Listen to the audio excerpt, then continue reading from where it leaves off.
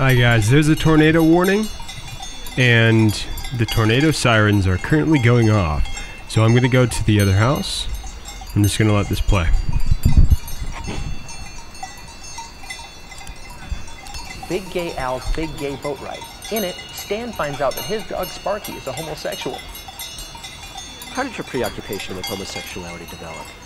Well, we have noticed that America definitely has a preoccupation with gayness. But we felt there was a part of homosexuality that has been left unexplored, and that's animal homosexuality.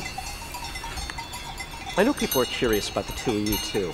Are you guys, a couple, if you know what I mean? You mean, are we gay? Yeah. Well, I am a little. I guess we're all a little gay. Even a little scratch here. Yeah. You must have gotten a lot of mail on this episode. What kinds of stuff do you get in the mail from fans in general? We have great fans and great fan mail. People write such interesting, fascinating things to us every week. Let me give you an example. Dear Trey and Matt, I like your show. That's from Tom in New Jersey. Why does Kenny have to die so often and so horribly? Because he's poor. Guys, is there stuff you put into the show that's subliminal? Kind of like a little reward for the fans who are really paying attention? Yes. We definitely feel we owe it to our hardcore fans to put hidden subliminal messages in every episode. That way they can watch the episode over and over and find something new every time. For instance, in this episode, if you look really hard, you can find a picture of me having sex with Matt's mom. What? So now sit back, relax, and enjoy Big Gay Al's Big Gay Boat Ride.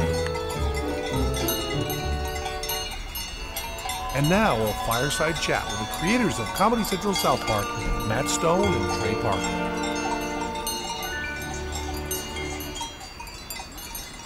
With the highly and a highly and a highly. Hello, I'm Trey Parker. And I'm Matt Stone. And this is Old Scratch. Say hi, old fella.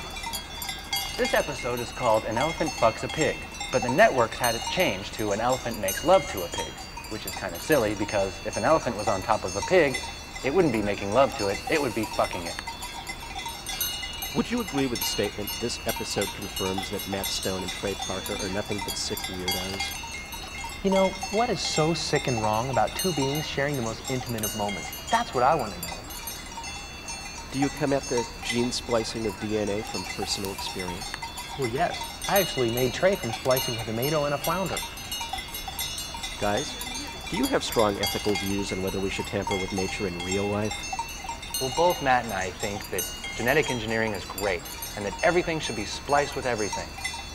Why, that's the only way we're ever going to become perfect beings. Isn't that right, old Scratch? I think we should splice pigs with elephants and tomatoes with apples. I myself would like to be spliced with Fiona Apple.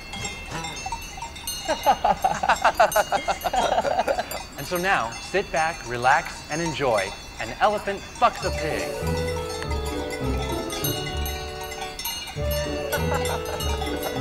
Oh, jeez. Get your bitch ass back in the kitchen and make me some pie. Oh, that is a hoot and a holler. Anyway, this next episode is definitely Trey and I's most favorite episode. It's called Death. In it, Stan's grandpa wants to die, and all the parents in South Park are protesting a TV show. Matt and Trey, let's get right to the point. Should old people legally be allowed to die at the hand of a loved one? Matt and I are both firm believers in euthanasia. We think that once you get to be a certain age, things just get to be too boring and painful, and you should be able to, well, you know, by people you love. That's why I've asked my family to put a bullet in my head when I turn 30. So, who are this Terrence and Phillip, and why do they sound so different? Terrence and Phillip is a show that the boys in South Park like to watch, and the truth is, they're Canadian. That's why they're so silly. How many lives would you say that Kenny has left? Will they eventually run out, kind of like a video game? There's something that people have to understand about this whole Kenny mess. Trey and I created Kenny. So if we want to kill him, we can. That's our right. Leave us alone. So, are you guys as anti-Semitic as some might believe? You know, a lot of people have accused South Park of anti-Semitism, but I'm Jewish and proud of my heritage, and so I can say with some certainty that I am not anti-Semitic. I am, however. So now, sit back, relax, and enjoy Death.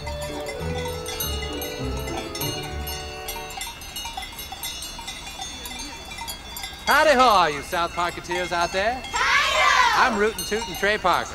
And I'm pistol slinging Matt Stone.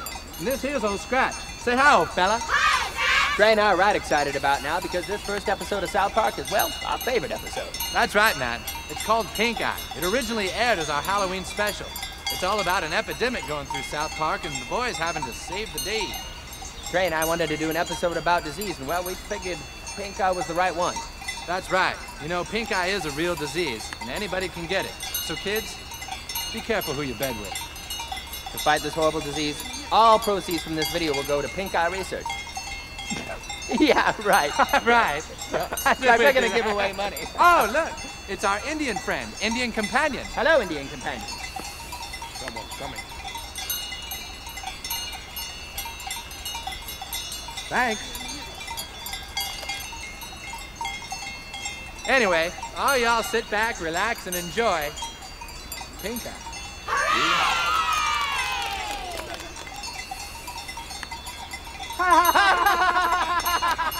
That was a hoot and a holler. Did you like that, South Parketeers? That sure was a good episode, wasn't it? But this next episode is our favorite episode. It's called Damien, and it's about the ultimate fight between good and evil. But more than that, it's about being the new kid in school. That's right, South Parketeers. You know, being the new kid in school sure can be hard. Matt and I know from first-hand experience because, well, we used to beat the crap out of the new kids all the time. And because this episode has Jesus and Satan in it, well, we received a lot of complaints from religious organizations from around the country.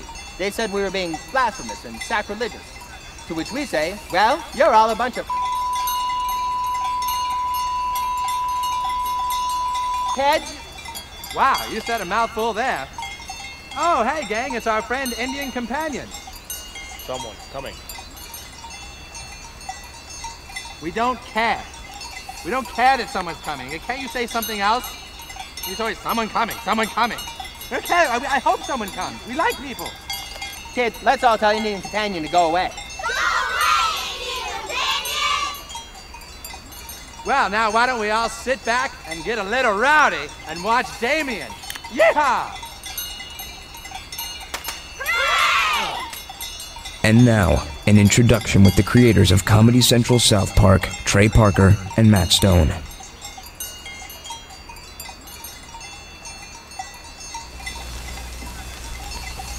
Howdy ho, all you South Parketeers out there. Hi-yo! I'm Rootin' Tootin' Trey Parker. And I'm pistol slinging Matt Stone. And this here's Old Scratch. Say hi, old fella. Hi, Scratch! You know, Matt and I are right excited about this next episode of South Park because it's our favorite episode. That's right, it's called Starvin' Marvin, and it originally aired on Thanksgiving. In it, the boys celebrate the holiday with a visitor from a far-off land. You know, when Comedy Central called us and asked us to do a Thanksgiving special, the first thing that went through my mind was, boy, I'd like to have sex with Jennifer Aniston. Cup her perky breasts in my hands and put my hands back on a nice little tight bones there. But you know, the thing about this episode is that it teaches racial tolerance, to treat everyone as an equal regardless of the color of their skin. Oh, look, it's our Indian friend, Indian companion. Say hi, kids. Hi! What's happening, Indian companion? Something coming. Grizzly bear. Oh, well, why don't you go over there and kick him in the balls? Grizzly bears like being kicked in the balls.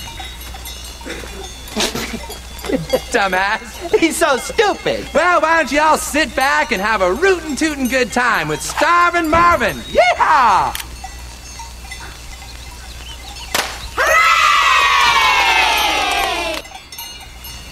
Howdy ho, all you South Parketeers out there. Hi-yo! I'm Rootin' Tootin' Trey Parker. And I'm pistol slinging Matt Stone. And this here's Old Scratch. Say hi, old fella. Hi, Scratch! You know, Matt and I are right excited because this episode of South Park is our favorite episode. That's right. It was our Christmas special entitled Mr. Hanky the Christmas Pooh. In it, the little Jewish kid Kyle is visited by a talking candy bar.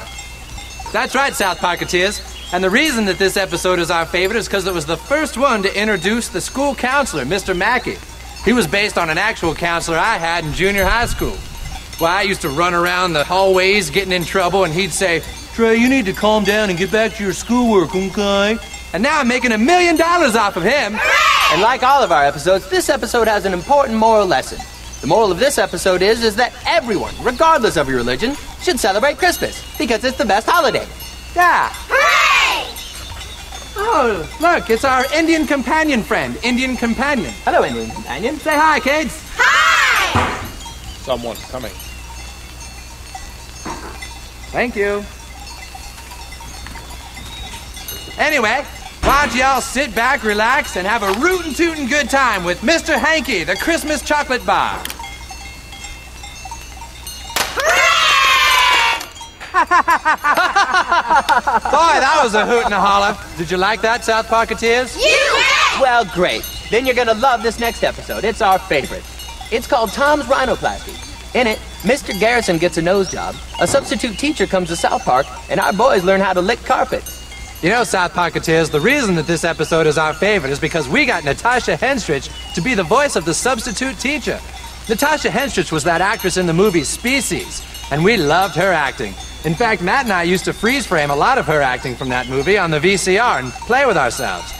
Then we'd play a little game called I'm Natasha Henstridge, in which I'd close my eyes and pretend that Matt was Natasha Henstridge, then Matt would close his eyes and pretend that I was Natasha Henstridge. But kids, remember, if you want to play I'm Natasha Henstridge with your friends, play it safe. Oh, look, it's our Indian friend, Indian Companion. Say hi, kids. Say hi to Indian Companion. Hi! What's happening, Indian Companion? Someone coming? Someone's coming. Someone coming. Someone coming. Great. Thank you. Thanks, bud. Thanks so much.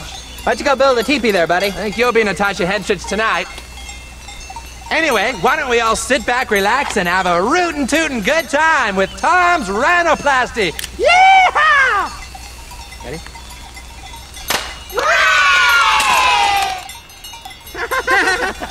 Hold on. Well, did you like that episode, South Parketeers? You bet! Well, great. Then you're going to love this next episode. It's our favorite episode. It's entitled Mecha Streisand. In it, we follow the real-life exploits of singer Barbara Streisand as she tries to take over the world. You know, South Parketeers, a lot of our fans ask us, do you really hate the celebrities you make fun of in South Park? And the answer is, of course not. It's all just in good fun. Except when it comes to Barbara Streisand. We hate her. And in fact, we're pretending that Indian Companion is Barbara Streisand right now. That's why we're kicking her. Shut up, Barbara Streisand. Well, why don't you sit back, relax, and let's have a rootin' tootin' yippee-tie-yi-o grandma humping time with Mecha Streisand. Yeehaw! Ready?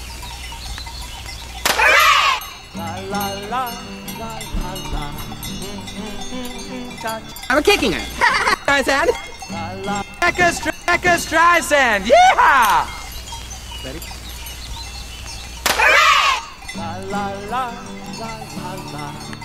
Yum, it's lovin' that I bake. I'm your best friend through and through until the Grim Reaper comes for you. Oh, hi, I'm Trey Parker. And I'm Matt. Matt Stone, that is. Oh, you nut.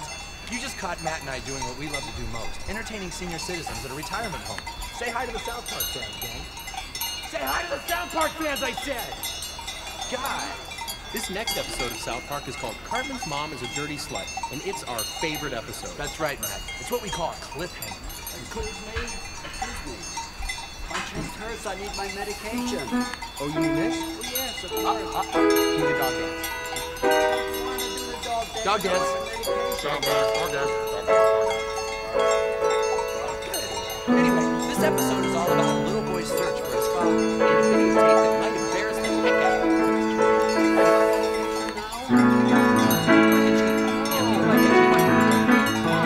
That's it. So now sit back, relax, and enjoy. Matt's mom is a dirty slut. Cartman's mom. Oh, right.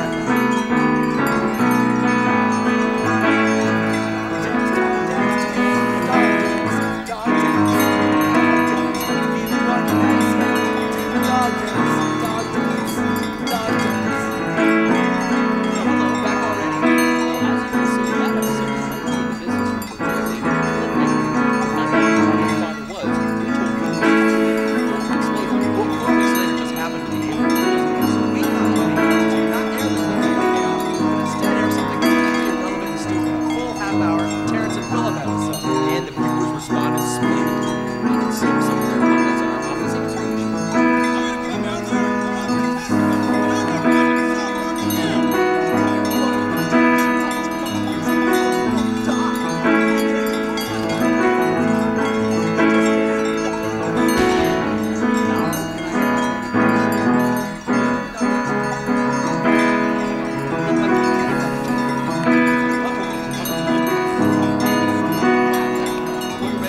going right in here. Hit it. Some jerks.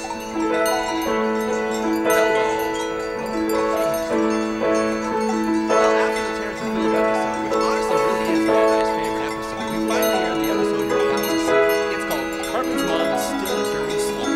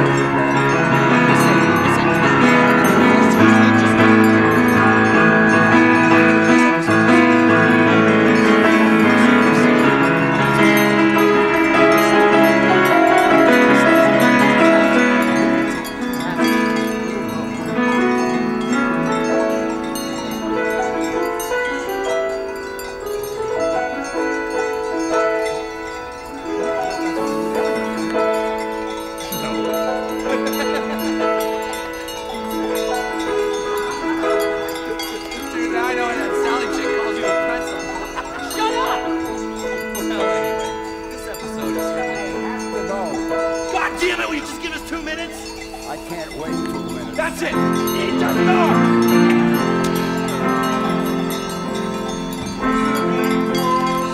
Well, anyway, sit back, relax, and raise the roof! Raise the roof, Sam!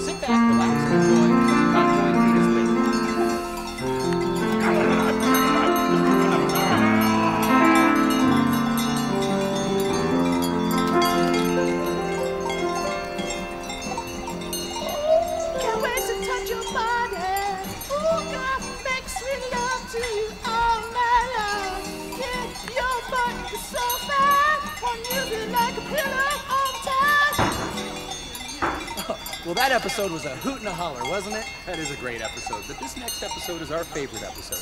It's called The Mexican Staring Frog of Southern Sri Lanka. That's right, it's all about this army of futuristic vehicles which can drop out of planes and then run in silent mode. And they actually use the silent mode to sneak up behind their enemy. They don't even know they're there. And the leader, who wears this big silver suit, he's almost late, but then he uses a flying mode to get in the back of his plane. Dude, that's not this episode. It's not? Oh, dude, that's that movie Megaforce. Oh, dude, that came out when I was like 12 years old. Oh, dude, we should have done that. That was so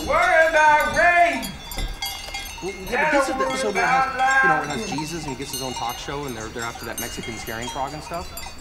Well, we should have done Megaforce. That was a sweet movie. We should have done that. Well, enjoy The Mexican Staring Frog of Southern Sri Lanka. Say hey, say whoa.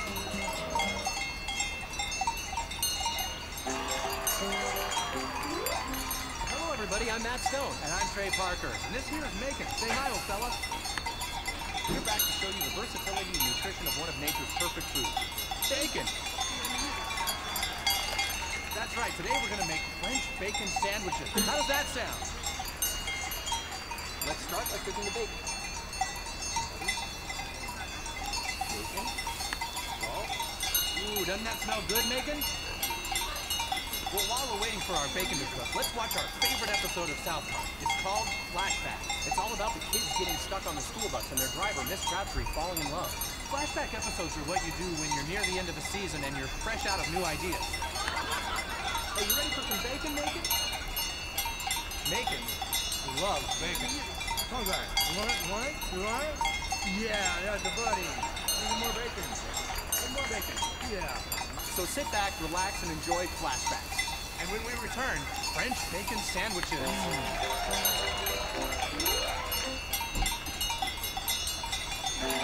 Wow, what a great episode.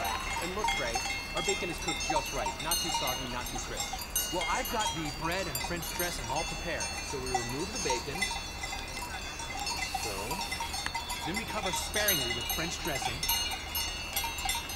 Put on the other slice of bread. And garnish. Doesn't that look great?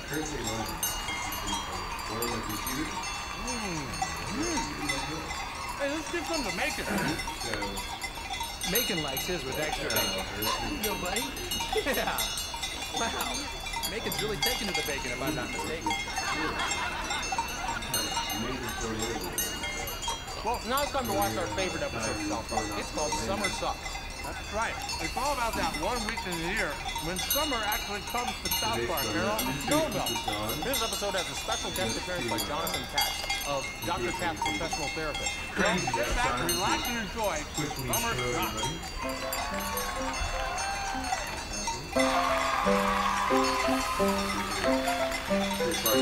Hello, everyone. I'm Matt Stone.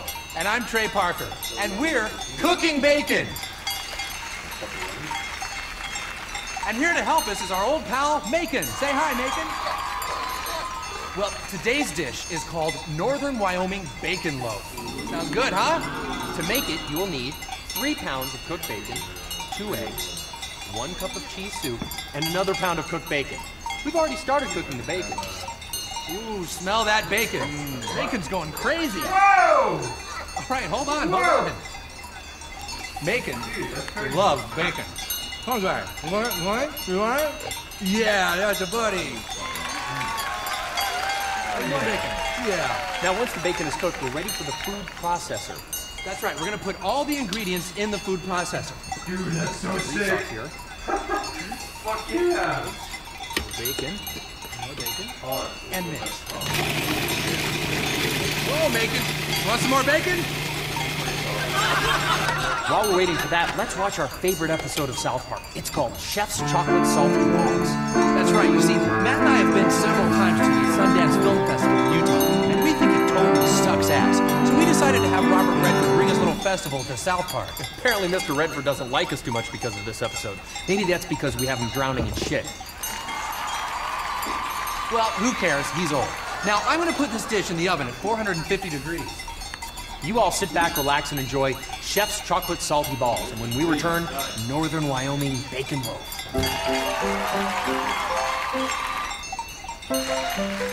What a great episode. Yep, and we're back just in time to check up on our Northern Wyoming Bacon Loaf. Say, that looks baconlicious. Now all we have to do is garnish.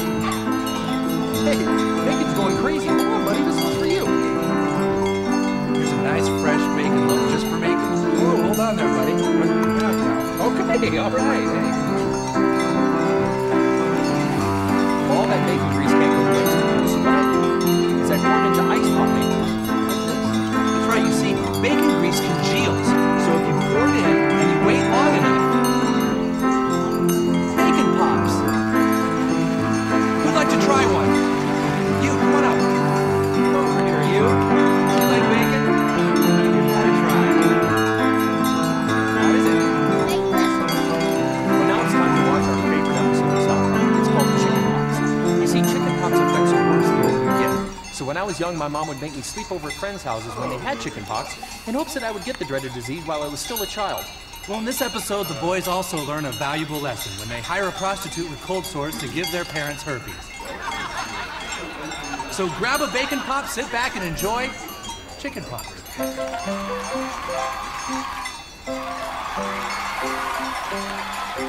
Hello, everyone. I'm Trey Parker. And I'm Matt Stone, and we're doing what we do best. Bacon, bacon with bacon! That's right. And here to help us is our old buddy, Macon. Nobody likes bacon more than Macon. That's true. If someone's bacon, Macon's heart starts breaking if he's forsaken. Well, today we're going to make a bacon dish that you kids can all make at home. Western Iowa bacon casserole. First off, let's cook the bacon. Bacon. Salt. That smells good. You like that, Macon? You better give Macon his treat. All right. Now, what we've done for Macon is we've taken some bacon and we've wrapped it around some pork sausages. This is one of Macon's favorite treats. All right, buddy, here you go, here you go. Yeah. Come on, come on. Once the bacon is done, we chop it up and then get a casserole dish where we add our other ingredients. That's right. Frozen hash browns on the bottom, bacon in the middle, some processed cheese items, more bacon, and then we're gonna top it all off with bacon. Now we're gonna bake this for 30 minutes at 450 degrees. And while we're waiting, let's watch our favorite episode of South Park. It's all about the boys' haunting trip to the planetarium and Cartman's quest to be a star. That's right, you know, most people don't know it, but this episode is actually a parody of an old Star Trek episode called Dagger of the Mind. And so that's why we decided to call this episode Roger Ebert Should Eat Less Fatty Foods. Enjoy the show, and we'll be back with Western Idaho Bacon Casserole.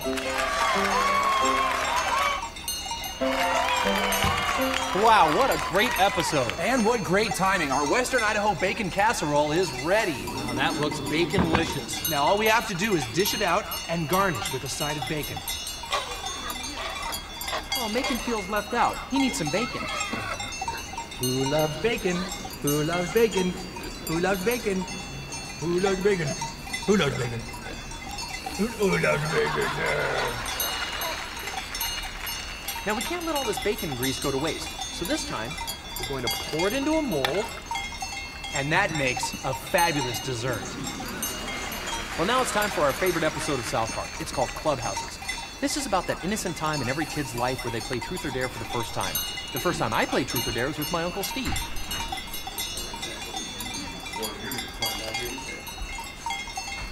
Well, this episode is also about the nasty business of divorce. Divorce is a terrible thing. Both Matt's parents and my parents are still married, and that's the main reason we turned out to be such nice guys. Have some more bacon, pig. So now we're going to enjoy some Western Idaho bacon casserole, and you all enjoy Clubhouses.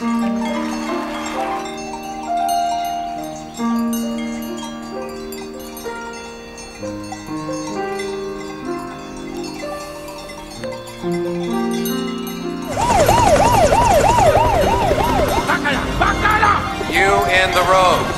Put down the weapon of mass destruction and get on the ground. Well, really, Team America is just all about fighting world crime.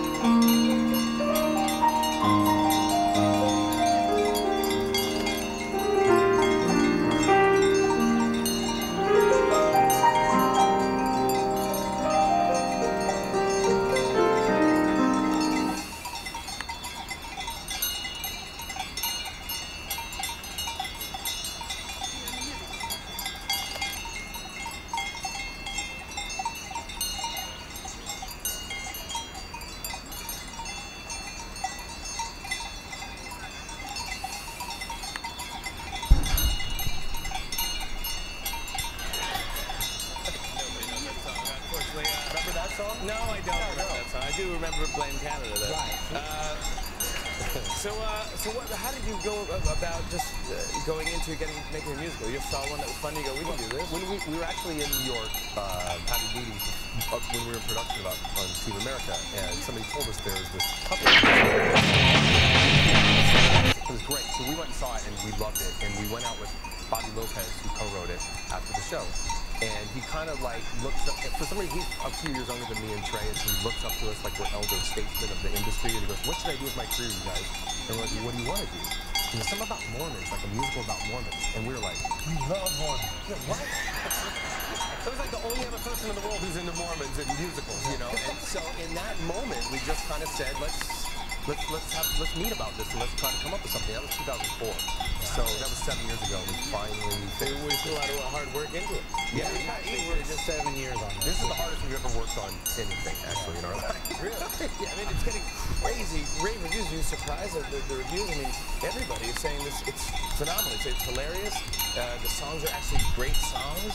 It's an actual great play. I'm like, are you that surprised? I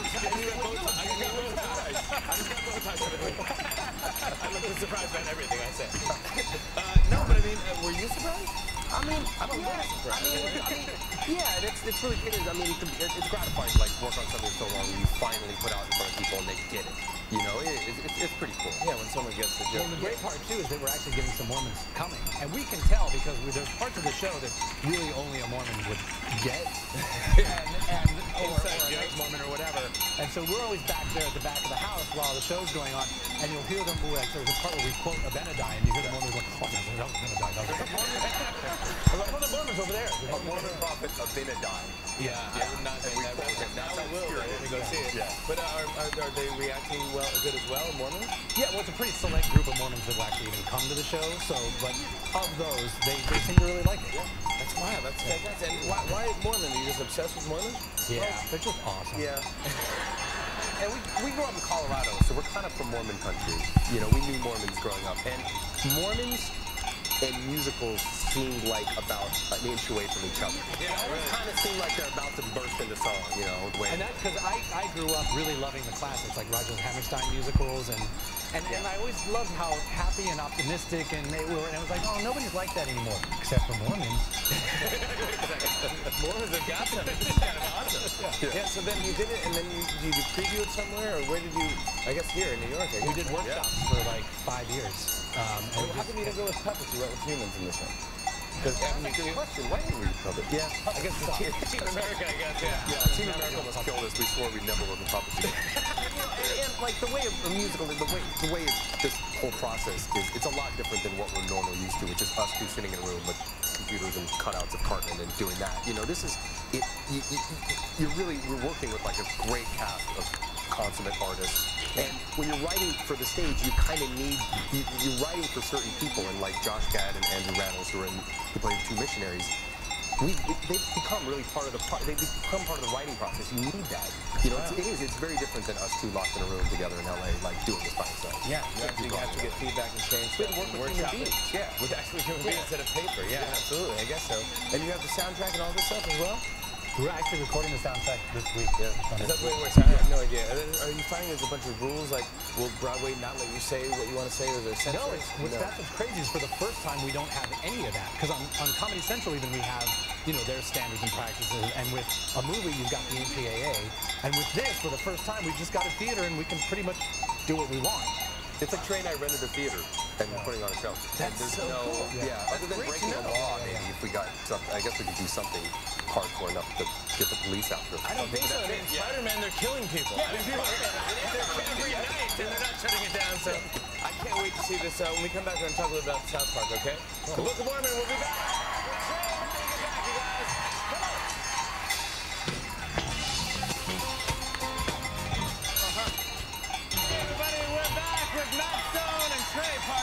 And the new Broadway musical is The Book of Mormon, and it's the hottest ticket around right now in New York City. If you come down here, check it out. Go to Restaurant Row, to the theater district. Yeah, it's pretty great doing theater. Yeah, it really is. Yeah. Do you dig it? And how long have you been here now in New York? It's so awesome to be in the same room as people laughing at the stuff. Yeah, that's true. Because we're just so used to, like, we get the stuff done and then we're just go to bed. Yeah, and then we read on the internet next day, people go, oh, that was funny. Yeah. I was like, this is instant gratification. Yeah, it's and you also know what jokes don't work. Yeah, right. Let me cut them. Yeah, exactly. Yeah, It's terrifying to be in the same room with 1,000 people as you put on some of the stuff that's in the Book of Mormon the first time. Yeah. You're just like, oh God, here it goes. Oh God, here it goes. Oh, and this one's gonna tank, and then it doesn't. Yeah, but normally we have stuff tank all the time. We just don't know because we're at home and you're watching it at your home. Yeah, there's no laugh track. Yeah, South Park. exactly. So it's been terrifying, but it's been pretty cool too. I'm so psyched. I cannot wait to see this. It's like the thing I'm really looking forward to seeing. And South Park is 15 seasons? No, 15 years. How many seasons? Like, probably 15. One season? It's not like a reality show where you do 2 a season. No. This is 15 years. Oh my gosh. Did you ever think? Yes. You did? You knew it. No, we really thought we got the, you know, we got a call that we got to do, the Comedy Central picked up our little pilot, our show. Yeah. And they're like, they're going to order 6 episodes. We're like, that's so cool, we're going to make 6 of these. And now we're like, oh, we only made now 223 of them. Like, oh my God. Yeah. That was it true? I always heard the story. I don't know if it's true that George Clooney got some short that you guys made and he sent it around to everyone for a Christmas present, and that's how you guys got discovered? Yeah, I mean, he was, yes, he did. He sent out a bunch of tapes. We did a tape for a friend of ours named Brian Graydon, who's a television executive, just to send out as a Christmas card. And he sent out like 40 of them, and I think one was probably to George Clooney. And this was back when you had to, like, it was a VCR tape. Yeah, VHS tape. VHS tape, yeah. I mean, pre-DVDs even, and people had to copy it tape to tape and send it around. It was like Jesus versus Santa Claus. Yeah, Spirit of Christmas. But it was basically, that's how it was caught, where people are like, oh, I saw this really funny thing, here, you gotta check it out, And then they copy it on another VHS. You take it home and show it. So different than YouTube now. We sound so old. It's unbelievable. Like, well, you know, when we started, people had tapes. Isn't that crazy, right? We're growing up. But now you have SouthParkStudios.com, which is all the shows. You can watch all the stuff on there. Yeah. And you're doing the contest now with Comedy Central, a fan contest, the top 15 episodes of all time. Yeah, picked by the fans. Picked by the fans? Any surprises, do you think? Or what, do you have any idea what they're going to choose? I have no idea what they're going to choose. Probably all the Terrence and Phillip episodes. Yeah. I mean, seriously, I was thinking. You don't like the Terrence and Phillip? You don't like that? No, we love it. Yeah, fans. I don't think fans, that would be in the, if that's in the top 15, I'll be really psyched. Oh, really? So fans out there, please vote for Terrence and Phillip. No, that's great. I mean, we were talking about it earlier. Everyone's trying to get their favorite one, and just, I feel like you guys keep topping yourself every season where you're like, oh, but that thing was amazing. Or, you know, the Guitar Hero thing, that was amazing. And it's like, but you just, it never slowed down. You never quite jumped the shark. We actually do work, contrary to you really do. Everyone always thought we just kind of like got high with the work and like, I mean, Cartman, I don't know how many times, I mean, you must hear it like crazy, but it feels like everybody has an impression of Cartman. Yeah, so do I. Yeah. I mean, you impersonation of Cartman. You actually do Cartman. Yes. Could you do a little Cartman for us? Oh, come on. Can you say this? Late night with Jimmy Fallon sucks. Thank you so much. I appreciate that. to get him to do that. I'm sorry to make you do that. He really wants you to do it. I appreciate that. Here's why I really am psyched that we're debuting on our show tonight. This is one of my favorite things ever. You put out an album with a buddy of yours from high school. Here it is. And it's called Immature, a collection of love ballads to the 80s man. And this only came up because your producer was saying, you know, was it hard to write songs that were funny? And I'm like, I've been doing that since I was 14. He's like, oh, really? What was it? But I know you've got the tape here. But I'm so excited. You got to hear some of the songs on this record. It's great. Dead Ballerina. How's You? How's You? It's the greatest. It's the thing you did for friends. It's great. I got it. I love it. You're Not Worth the Dirt on the Lint Between My Toes. But there's one I really love. It's called I Spit on Your Love. And this is you and what's your buddy's friend? David Goodman. David Goodman. You and David Goodman. And you passed these out in high school and sold them, or? Yeah, we recorded on a 4-track recorder, and we sold them for $5, and we made like $500 bucks, so I quit my job at Pizza Hut. And I remember the manager, I told the manager of Pizza Hut because he wanted an exit interview. He was like, why are you leaving Pizza Hut? And I said, well, I think I got it. I was like, we did this thing and I made $500 and he's listening to me and I was like, I don't want to go to music school. You know, I want to do music. And he's like, sounds to me like you think you're too good for Pizza Hut. There you go. That could have been a bonus track on the album. I'm too good for Pizza Hut. But is this a national television debut of this song? Well, no, don't play. I want to put, no. You guys have to hear this. This is a track. This is from Parker and Goodman. I've done a lot of cool stuff. Here's a debut of I Spit on Your Love. Just a keyboard, really. Man, I'm so glad I didn't make it out well. They're going to play the whole intro. I love the intro. Is that a slide whistle? I don't remember. I'm 16. Oh, come on. This is like a next show still. This could be videos like a sunset or sunrise.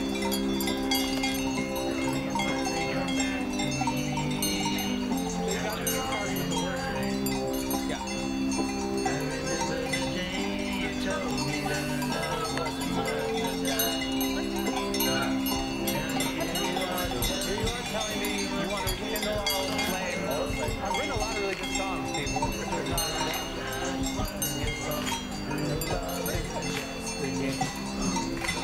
I spit on your love. I spit it on your love. And I spit on you.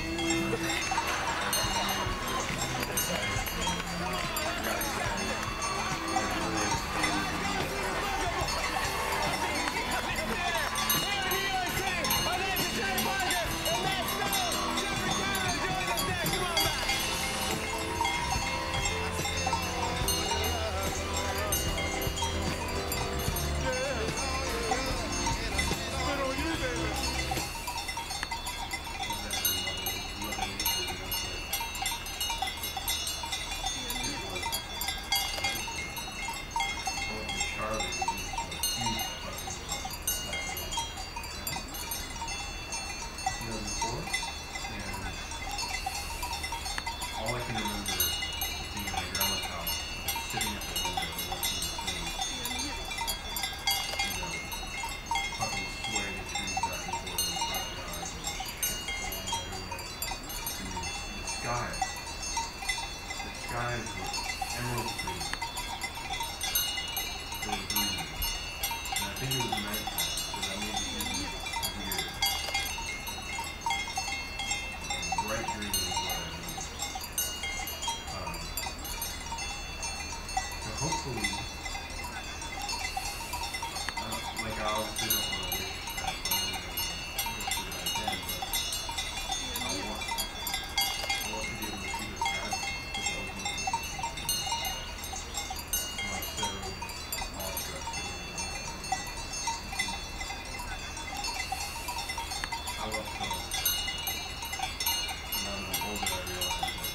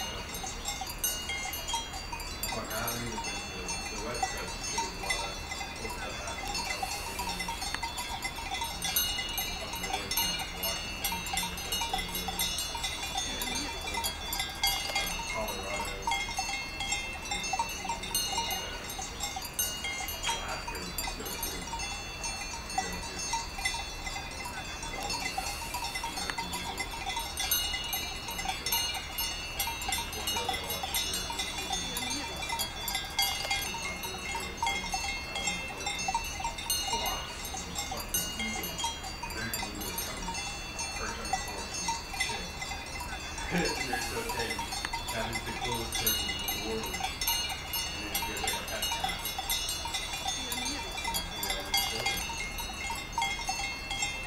Iceland is another place I want to go to. It's like on the top.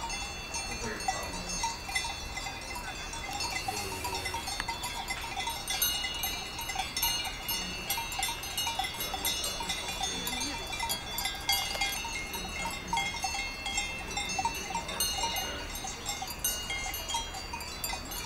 really just expose myself to a new atmosphere for a while.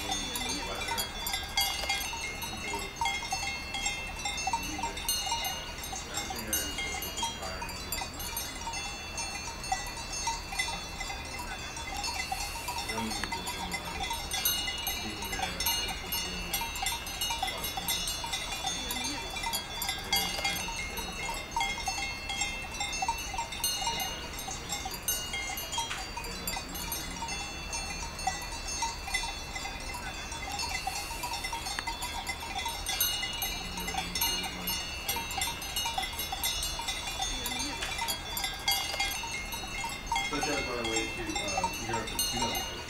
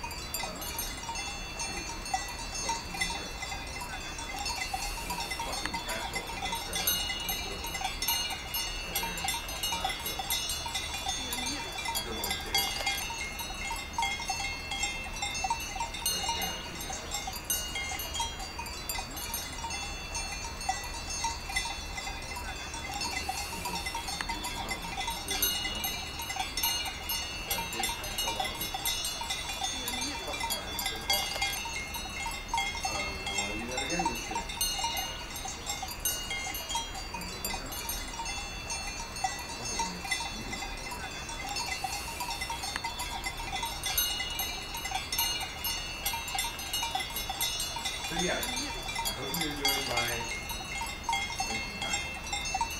And the Anklenoise, whatever the fuck you want to call me.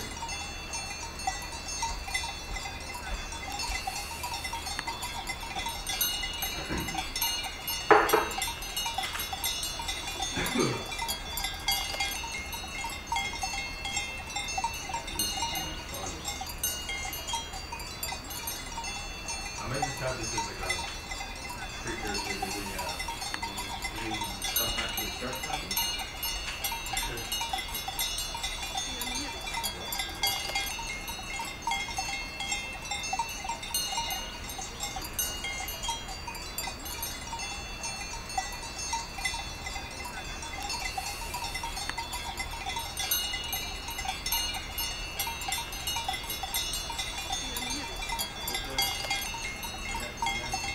Sorry that I paused a lot between my spiels.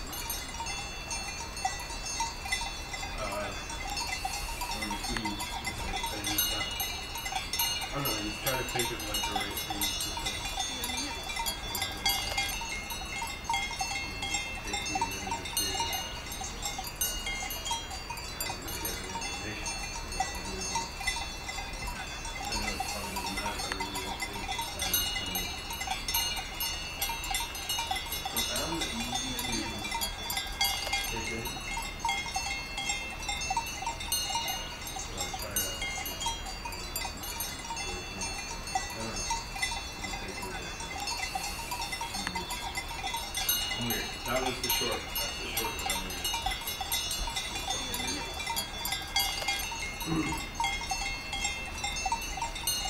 Here are all my pine jump shirts. Again, if you would like them. Very welcome to you. Appreciate it.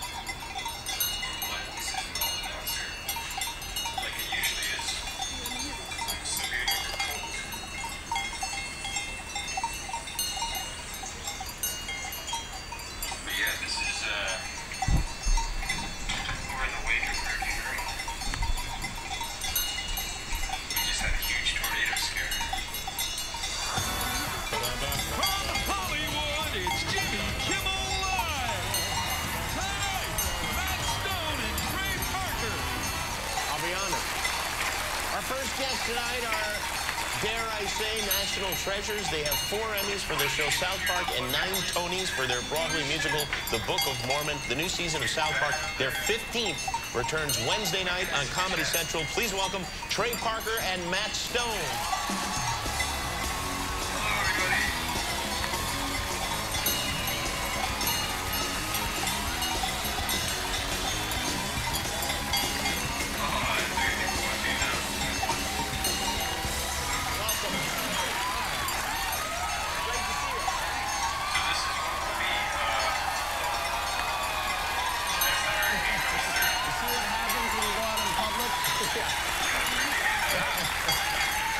You probably only hear drawing the cartoons and writing stuff, so you don't get that a whole lot. No, that's what we've been doing all day.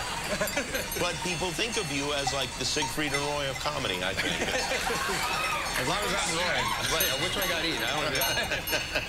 How are you? Everything good? Yeah, really good. 15 years. Do you remember 15 years ago when we started on Comedy Central the very same week? You were doing the Ben Stein show. That is right. Yep. On Ben Stein's Money. It was you guys, Ben Stein, me, and we're in front of a group of TV critics who had no interest in me or Ben Stein, but they yelled at you guys the whole time.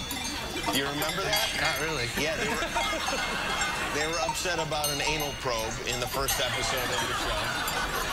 And did you stand up for us? Yes, I did stand up for you. Yeah, and in fact, it turned into a little bit of a melee, as I recall, and I had to get some training afterwards to learn how to deal with things in a political way, I guess. But also, I think that when you think back on how upset these TV critics were about the cartoon and the anal probe, and now we've come so far, I think they were right. You guys did ruin television. Yeah.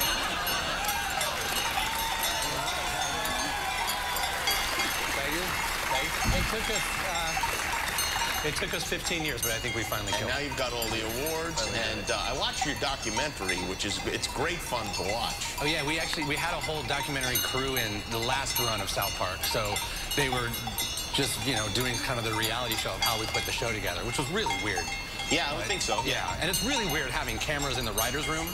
Because we're saying stuff and oh, they got that on camera now. Yeah, right. And do you trust the people that have this stuff on camera? Kinda. It was a friend of ours, Arthur Bradford, who directed it, and I think that's why we felt like we could kind of be ourselves a little bit, because we trusted who was doing it. But it was weird to have come into work and put this on every day, like a mic on every day. We were mic'd in the writer's room and stuff. I know you guys have talked about a lot about how you do the show at the last minute. Now, you're literally, in 6 days, you write and produce the whole thing, complete with the drawings. But to actually see it happening is unbelievable. I mean, it really is. It's like you guys are college students who decided to write their term paper the night before the...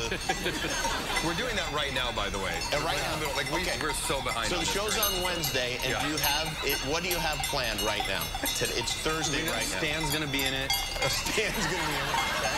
And you think it's unbelievable to watch? It's unbelievable to live. It's just not know what we're going to do. I can't even imagine. I mean, nobody goes hey, maybe we should put a few in get a few in the barrel before we tried get that. in there? We tried going and doing shows beforehand, and the thing is we start second guessing ourselves. We start going, oh, that's not that funny, and we'll rewrite it, and it's just like South Park has this nice freshness to it because we just don't have time for writer's block. It's just get it, go.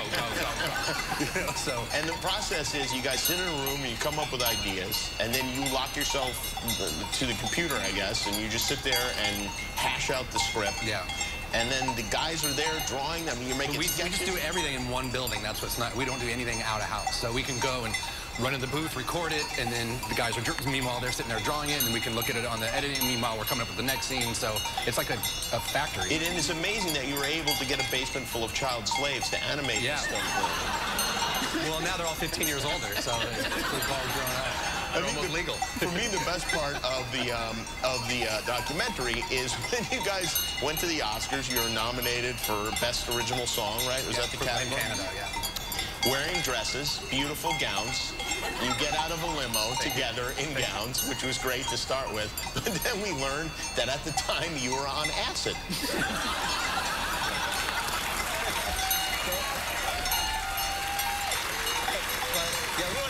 So when we were doing Book of Mormon press, we did Letterman, and they wanted to talk about this, and somehow acid came up, and they said, oh, no, you can't say this. You can't say acid. So we came up with that sheening joke that we said on Letterman. We said we were sheening, but they think people think we were on coke.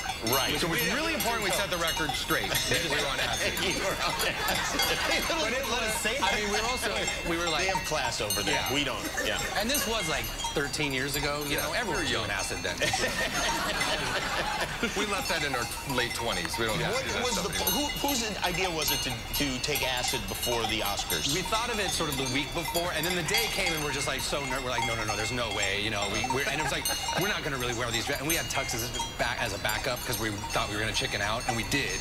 And we're like, let's not do it. Let's not do that. And like, okay, well, let's take a little bit of the acid and see what happens. You know, it was just like, and so we did that, and then of course, like an hour later, we're like, we got to wear the dresses.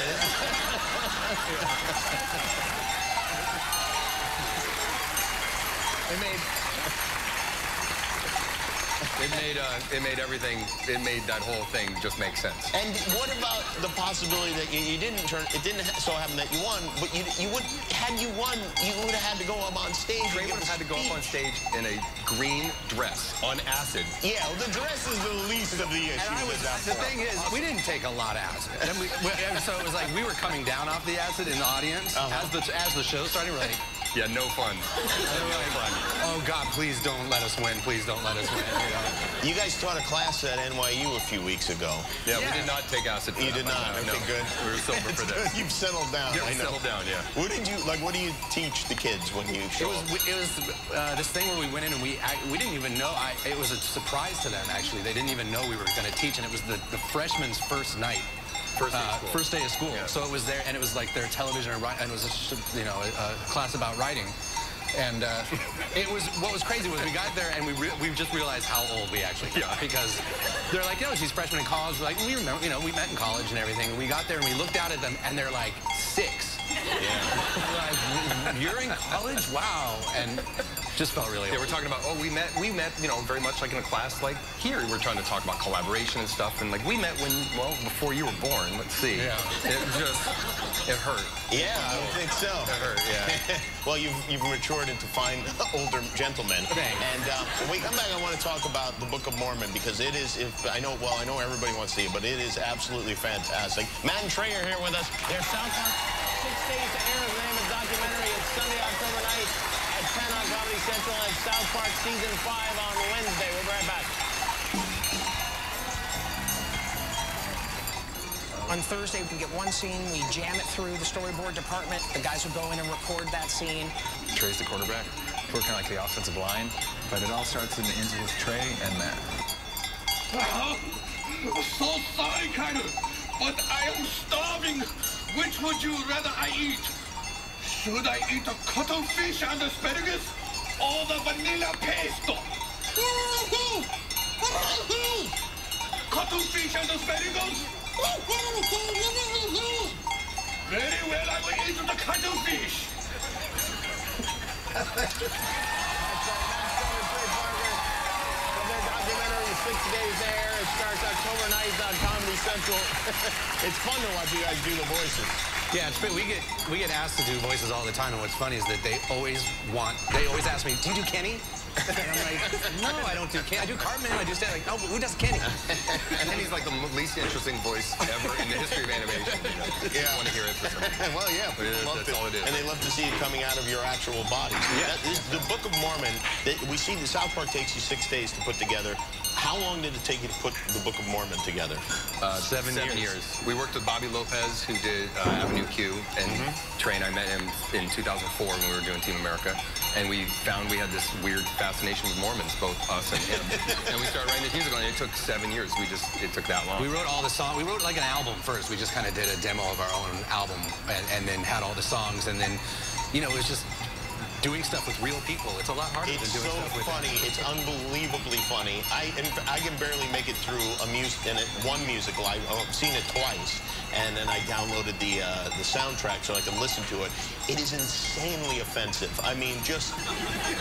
like, I look around, and I know people know that they're there to see a comedy, but I couldn't help the second time but really kind of look around the room just to see what people... Because even I was like, oh, my God, I can't believe this is... Well, we had that every night because we had a month of previews where you're watching the show there with the audience and we're standing in the back, but you're fixing things and you're changing things, see what gets a good reaction and what doesn't.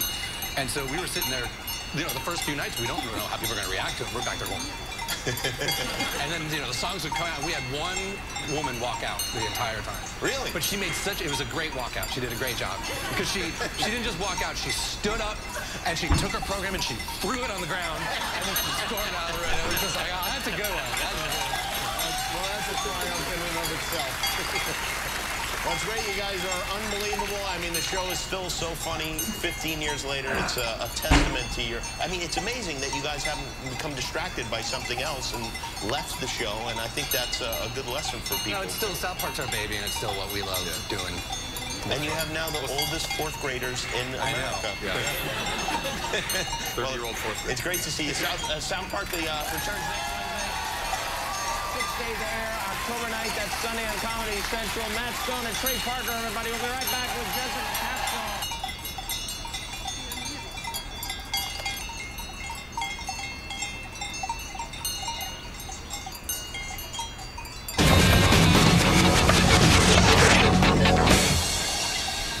We're used to seeing how technology makes film and TV more stylized and sleek. But here at South Park Studios, they're using their high-tech computer systems to achieve a more simplistic look. Let's head on down to South Park. This is South Park Studios, the fancy home of some very crude little kids. South Park has run for almost 200 episodes, collected 3 Emmys, and offended millions with its kids who say the darndest things. I'm afraid we're gonna have to let you go, as our friend. You're just too...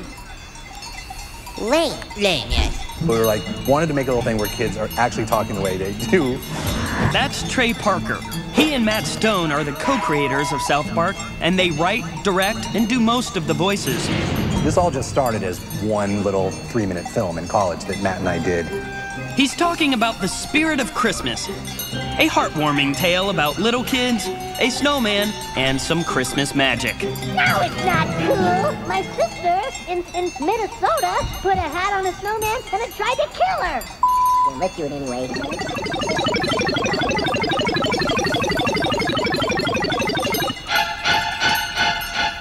When we first started doing the cartoons in college, we're like, look, we'll just do this with stretch band. It just looks like total crap, but that was part of the joke. Right. That it's just crappy, and that can be funny. One of Trey's college partners in crime was this guy. Eric? Nar, hey, welcome to South Park, man.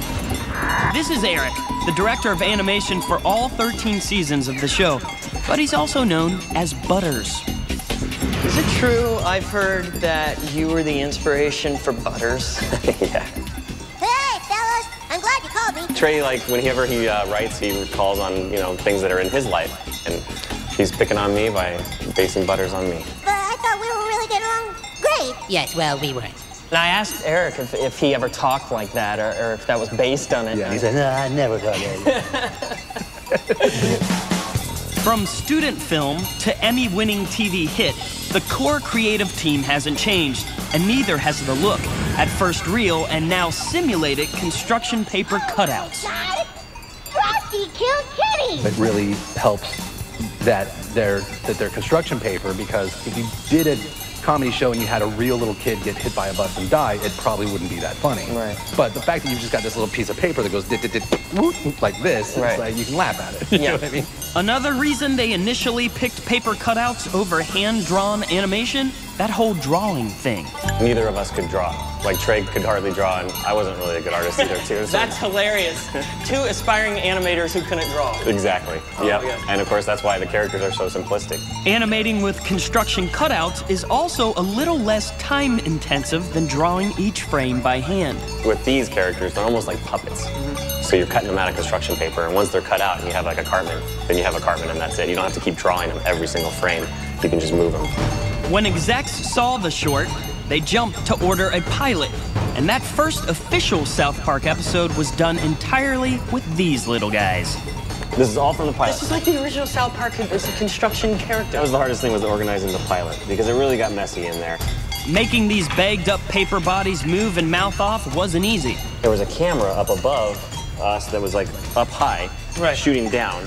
And so we had to sit there, and when a character talked, we had to take a picture and then you had to move the mouth and put the next mouth on, and then take a picture. Yeah. And then you didn't want to bump anything, because if you bumped everything, then you'd have to reshoot everything. You didn't even tape them down? Like some of them we taped down, but it gave us like this natural jiggle. That South Park animated jiggle. And that came from just accidentally messing up when you're changing. Exactly, yeah. In fact, some of these mouths even have coffee on them. If you look at them really closely, there's like coffee on the mouths from Matt and Trey drinking coffee. So if I wanted to make Cartman here, right now he's talking. And he's farting fire. All right, and then here he's smiling. And each one of those is a new picture. There's actually a science to animating these mouthy kids. First, all the dialogue is broken down into basic phonetic units, like F or ooh. These sounds are represented by standardized mouth shapes. Most animators use between 8 and 12 to convey all their characters' dialogue. We went through an animation magazine and drew every kind of mouth for every kind of vowel and consonant you could do. And now we have this shorthand speak. You know, I sit there with Butters doing retakes, and I'm like, no, number 8 mouth, number 3 eyebrows. You know? How many brows are there? The brows are more on a slider, you know, that basically can go anywhere from here to there to then change like this. Even with just 12 different mouth shapes, animating dialogue with paper cutouts proved tedious for the pilot. Is that the expert way that you do it? Yeah, it's not good to do it. It's the easy way, huh? Yeah. It's also dangerous. So how many paper cuts did you get doing this?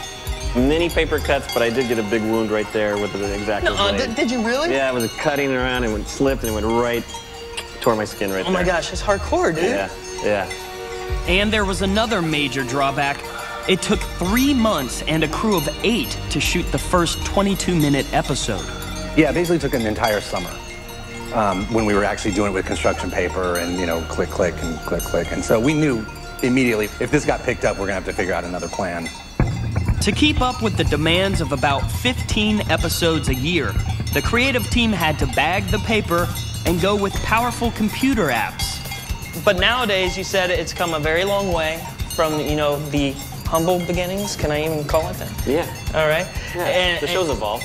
The action that you see watching it nowadays is a lot more complex as well. Because of the ease of the computers, you know, the efficiency of the computers. Everything stays digital. We can do retakes really quickly and fast. Eric is going to walk me through a typical day at South Park, cleaned up a little to keep our family rating. So we have an extremely tight schedule here at South Park. We have to do an episode probably in 4 or 5 days. So we start on a Thursday, and we get a script. This has got to be unheard of that you guys would turn over a sitcom, Yeah. an animated sitcom, a 22-minute animated sitcom in 5 days. It's written, produced, it's sound, all of that animated, all done in like 5 days. It gets rid of writer's block because you don't have the luxury of any writer's block. It's not just that we're slackers, because, I mean, we are that too. We are put everything off until the last possible minute. The quick turnaround time is the secret ingredient that enables South Park to be more topical than any other animated show, where the typical turnaround is a glacial 6 months. So how do they pull this off? So the first thing we do is record voices. And Matt and Trey, they come in here and they pretty much do all the male voices. So we start with voices. It begins and you guys animate to the voices. Is that typical in animation? That's typical, yeah, everyone does that. Once the voice track is laid down, the artists in the storyboard room get to work. So this is our storyboard room. These guys design all the characters and they do all the storyboards. So you kind of have a visual representation of the written script. And so what this will do is we'll take this and we'll put this into an editing computer and we'll put the audio track that was recorded by Matt and Trey in the audio booth and it'll run simultaneously. So again, we get a visual representation of what the show is going to be. And then from there, we can start putting an animation into place. When we come back, it takes a lot of man-hours and money to make something look this cheap.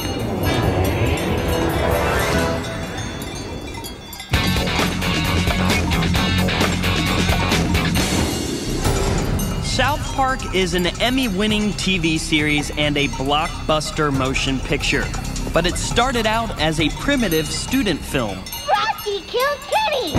One thing co-creator Trey Parker didn't want to change from the original pilot was the homemade charm of his crude paper cutout characters. We have the equipment to do really incredible stuff if we wanted. Right. But, you know, we're really proud that South Park has its own look and people can see a few frames of South Park and be like, that's South Park. He's not kidding about that equipment. This is our render farm. Wow, how many processors are in here? There's about 300, there's over 300. I'm gonna say 340. What are these processors doing? When the animators are sitting there animating, what they do is they send their shots off to get rendered, and it goes through here. Rendering is turning a computer animation file into a finished shot.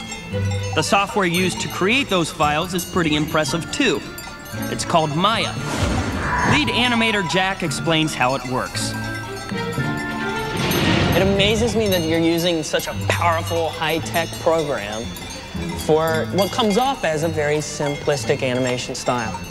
True, a lot of people are surprised when they hear we use Maya. One of the looks that Matt and Trey wanted was to maintain that look of the construction paper feel. With Maya, we actually scanned in the textures that they used when they did like The Spirit of Christmas and Frosty. And if you look at this up close, you can see that even though in wireframe it's just, you know, a simple shape, up close when it gets rendered out, it actually has the quality of the construction paper texture. You can see this texture, yeah. I also see that it looks like each character has like a drop shadow almost. Yeah, exactly.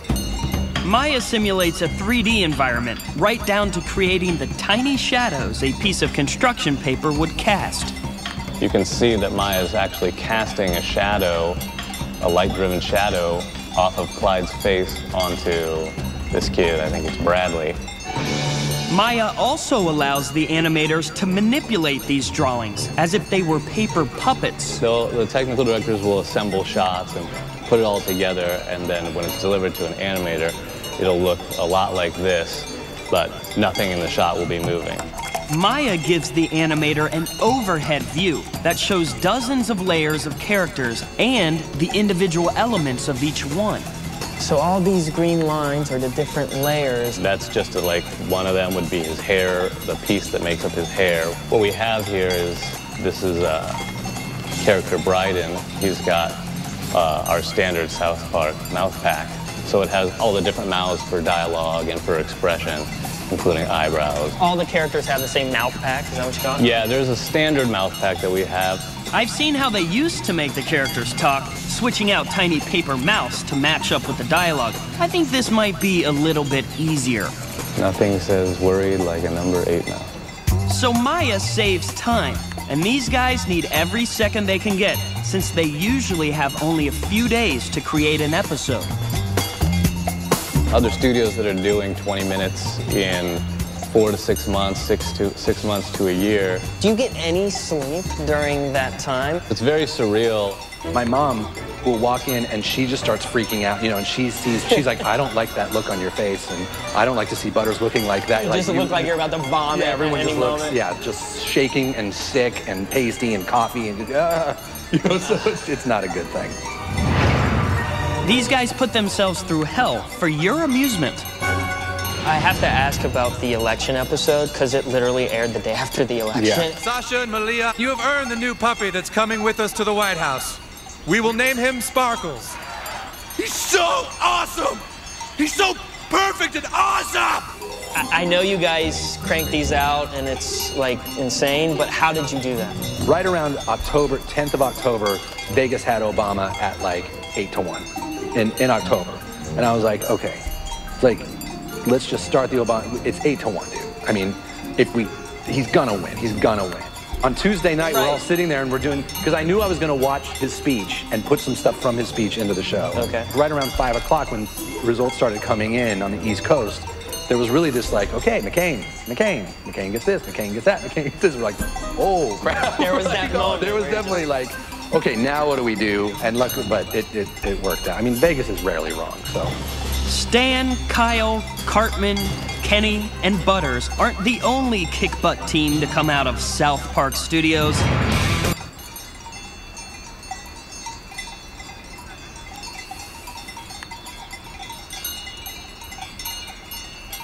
This is Trey Parker and Matt Stone. They're very silly men. The creators of South Park, Team America, and the blockbuster musical The Book of Mormon, they create an entire episode of South Park from scratch in 6 days. What? For the very first time, they've invited an Australian film crew in to see exactly how it's done. This is the Feed's field trip to South Park.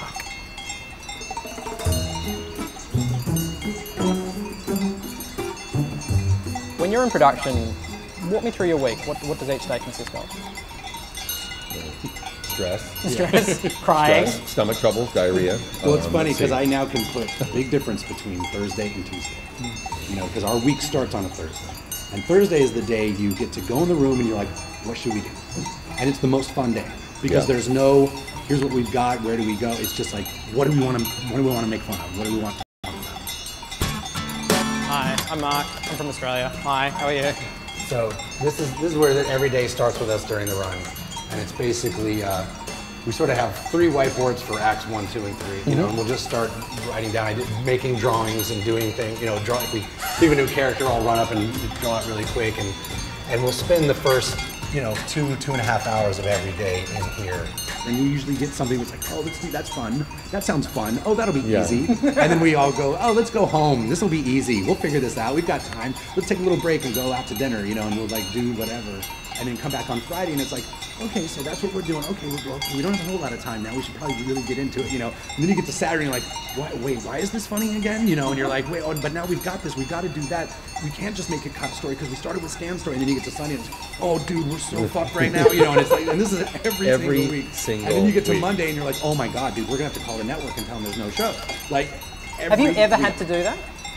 No. So you've never missed a delivery day? We missed one a couple years ago. It was because of a power outage. Because of a power outage. Luckily, some guy hit a telephone pole a few blocks away and took out probably all the power. Yeah. I'm just trying to ascertain. I'm looking at your face, trying to ascertain if that's like a story that you made up and you're sticking with. It'd be pretty awesome. One big rule would definitely be you're not as far ahead as you think you are. On a 6-day-a-week show. Yeah, you reckon? That's shocking. Can stress help comedy? It's not that I don't think it helps comedy, but it helps writer's block for sure. Yeah. That's the biggest thing, is that you just squash writer's block. Because it's like, okay, well, whatever, especially on Tuesday when it's like, dude, we still have to fill all these holes, and it's like, okay, well, clock's ticking. Right. And it's like, well, this idea isn't very good. It's like, too bad, do it. You know what I mean? And that's just what happened. What is it, sweetie? Ben Affleck is naked in my bed. I'm the voice of a generation. What are you? Jesus, oh, how I love you, Jesus. Dude, this guy is freaking daffy. Part of us, we get in every season like, man, we're in our 18th season now. Like, why is this just as hard as it was then? And we realize, it's because we don't ever want to do the same joke. We got into a place where we were sitting there in the writer's room going, oh, here's a good idea. And someone would go, The Simpsons did that. And we would rip on it, like, fuck, Simpsons, it was always The Simpsons did it, Simpsons did it. And now the funny thing is we'll sit in there and we'll be like, dude, what if someone like this, someone like that? And we're like, this sounds familiar. And it's like, yeah, we did it 10 years ago. It's like, so it's like, we did that. Don't you oppress me, fat boy. Don't call me fat, motherfucker. The origins of South Park begin with you creating a viral video before viral videos were even a concept, before YouTube. Right. Take me back to the very start. Where did that come from? It actually goes before that. We were still in college, and there was this thing I had made that was construction paper, and again, it was very Gilliam-like, and people, but even way worse, crappier animation than Gilliam. And then meanwhile, there was these voices Matt and I would always do. And the main one was a little fat kid that we would always do and talk about, this little fat bastard, we talked about. And we could use the same script. We just got an animation book and looked at mouth shapes depending on a vowel or consonant.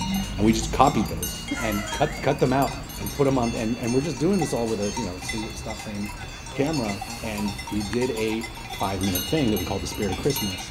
Go, Santa! Go, Jesus! And then we're here in LA, sleeping on couches and trying to take meetings and do the thing, and but one of those things, everyone, that's what happened. You come to LA and you think that, you're getting paid attention to, but the truth is, everyone's paying attention to you just in case you're somebody. They want to make sure they have a piece of it. But, we came to town and everyone was basically saying, well, what else you got? What else you got? That's what everyone wants to know because they want a piece of it. So we were going around showing people other stuff we'd done. And we'd be like, well, we've got this little animated thing we did. And that was one thing that somebody then said, oh, make me another one of these, just for me personally. Right. And gave us money, gave us $10,000 or something.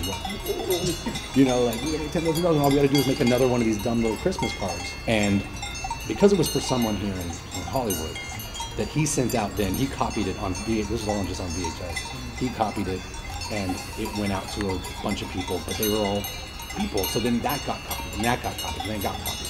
And the next thing we knew, literally, 2 months later, But people were coming up going, you guys, I gotta show you something. It's so funny. And they're popping into VHS and we're like, we made this. Did you not put your own names in the credits? We didn't put our names on it, and so people didn't know who did it, which added to the sort of allure. Yeah. You know what I mean? It ended up kind of working for us. You said something really interesting there about how when you get to LA, people are listening to you just in case you become big. Yeah. How has that experience changed the way you operate? There is a part of like we did come from that indie film ethic, which is like we're making a movie. And so it's like, we do have roles and we have, you know, other people we work with now, and it's a pretty professional, like it doesn't resemble the way we work, you know, in college, but kind of at the heart of it, it's like, let's make a movie or let's put on a show. And it is like, you grab that, I'll grab that.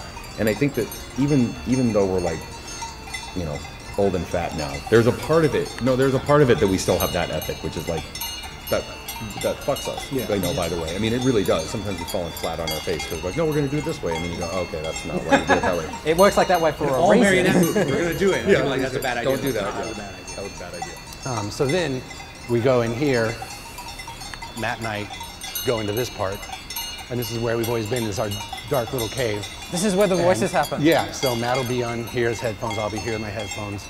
It's always been the same way. Matt's there, I'm here, we're both on headphones. But it's funny because if you see a lot of other voiceover work, they've got someone there and they're like, let's go get him. And then there's a director going, try to do more like this. And they're going, let's go get him. And they'll get, you know, a bunch of takes of one line. Matt and I, if we have to say one line over again, we get really pissed off, right? So we'll get in here and we're literally just bouncing off, you know, I'm going da-da-da, da-da-da, da-da-da, and we're like, okay, we got it. So if it's a 1 minute scene, it takes 1 minute to record. All right, Kyle, what's this about? Jimmy's dead. What? It's way bigger than anybody thought. The PC people are coming after us. I think there's only one thing we can do.